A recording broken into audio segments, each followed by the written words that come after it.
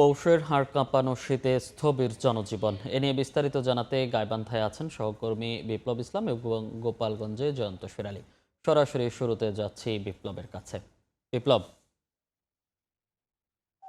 উত্তরের যে হিমেল হাওয়া সেই হিমেল হাওয়ার সাথে কিন্তু গাইবান্ধায় কনকনে শীত অনুভূত হচ্ছে।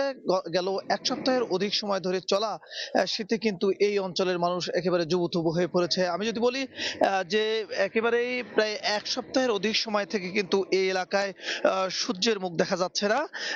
সাথে কিন্তু একেবারে যে হিমেল হাওয়া সেই হাওয়া কিন্তু সকাল থেকে একেবারে বিকেল পর্যন্ত একটি কম থাকলেও কিন্তু বিকেলের পর থেকে পরদিন দুপুর গড়িয়ে কিন্তু একেবারে গভীর শীত অনুভূত হচ্ছে। এই শীতের কারণে কিন্তু যে নদী বেষ্টিত যে এই জেলা, সেই জেলার যে ৫ টি উপজেলা রয়েছে, সেই উপজেলার কিন্তু ১৬৫ টি চরাঞ্চল রয়েছে। সেই চরাঞ্চলের মানুষ কিন্তু একেবারে নিদারুণ কষ্টে রয়েছে। আমরা দেখছি যে এই শীত চলাকালীন সময় যে কর্মজীবী মানুষ, যে নিম্ন আয়ের মানুষ, তারা কিন্তু ঘর থেকে বের হচ্ছে না। তাদের যে নির্দিষ্ট কর্মস্থলে তারা যেতে পারছে না। স্বাভাবিক যে কাজকর্ম সেটি কিন্তু ব্যাহত হচ্ছে। পাশাপাশি আমরা দেখছি যে দিনের বেলাও কিন্তু যে রাস্তাগুলোতে ঘন কুয়াশার কারণে হেডলাইট জ্বালিয়ে গাড়ি চলাচল করছে। প্রতি বছরের মতো আমরা দেখি যে শীত এলেই কিন্তু নিম্ন আয়ের মানুষের জন্য, গরিব মানুষের জন্য, ছিন্নমূল মানুষের জন্য কিন্তু শীতবস্ত্র বিতরণের মতো সরকারিভাবে আমরা বিভিন্ন কর্মসূচি দেখি। যেহেতু এটি একটি নিম্ন অঞ্চল, একেবারেই মানে নিম্ন আয়ের মানুষের বসতি এইসব চর অঞ্চলে, এইসব গ্রাম অঞ্চলে, কিন্তু আমরা কিন্তু দেখি যে এবছর কিন্তু তেমন কোনো উদ্যোগ নেই। পাশাপাশি যেহেতু নির্বাচন চলছে, সে কারণে কিন্তু যারা ব্যক্তি উদ্যোগে যারা শীতবস্ত্র দিয়ে থাকেন, কম্বল দিয়ে থাকেন, তারাও কিন্তু তেমন দিচ্ছেন না। সব মিলিয়ে বলে যদি বলি যে সপ্তাহের অধিক সময় থেকে যে চলমান যে শীত, এই চলমান কনকনে শীতে কিন্তু এই এলাকার মানুষ একেবারে জুবুথুবু হয়ে পড়েছে। আমরা এখন যাব গোপালগঞ্জে, সেখানে আছেন সহকর্মী জয়ন্ত শিরালী, শুনবো সেখানকার শীতের খবর। শুরুতেই জানিয়ে রাখি, গোপালগঞ্জে আজ তাপমাত্রা রেকর্ড করা হয়েছে 10.6 ডিগ্রি সেলসিয়াস। গতকাল থেকে আজ কিন্তু তাপমাত্রা খানিকটা কমেছে, যার কারণে শীতের যে প্রকোপ সেটিও বেড়েছে। আমরা সকালে ভোরে দেখেছি যে রাস্তাঘাট কিন্তু একেবারেই ফাঁকা। অন্য দিনের তুলনায় আহ, আলো কিন্তু এখনো ফুটে ওঠেনি।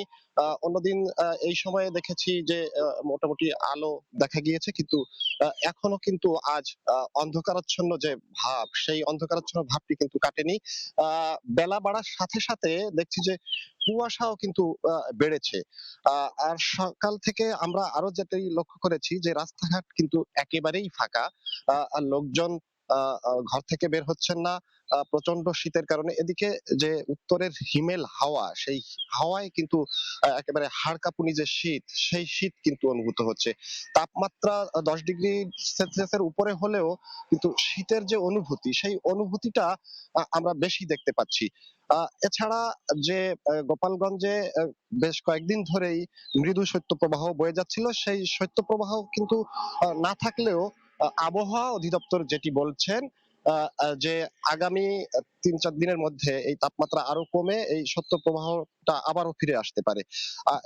এছাড়া আমি যদি একটু বলি যে ছিন্নমূল খেটে খাওয়া যে মানুষ রয়েছেন, তারা কিন্তু প্রয়োজনের তাগিদে ঘর থেকে বের হচ্ছেন আহ, কাজের খোঁজে, কিন্তু এই প্রচন্ড শীতকে উপেক্ষা করে তাদের এই ঘর থেকে বের হওয়া এক ধরনের কষ্টের বিষয়। এছাড়া আমি যদি আরেকটু বলি যে এই সময়ে কিন্তু বোরো ধান রোপণের ভরা মৌসুম চলছে।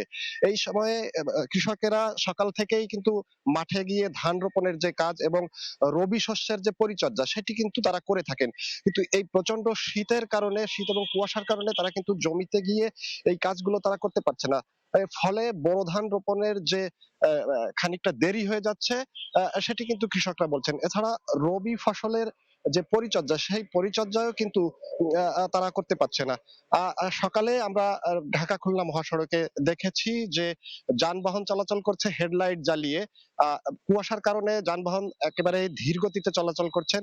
চালকদের সাথে কথা বলেছি, তারা বলেছেন যে এই গোপালগঞ্জের যে মহাসড়ক রয়েছে 65 কিলোমিটার, এই 65 কিলোমিটারের বেশ কয়েকটি স্থানে কুয়াশা বিরাজ করে, যার কারণে কিন্তু একেবারে খুব সাবধানে যানবাহন চলাচল করতে হয়।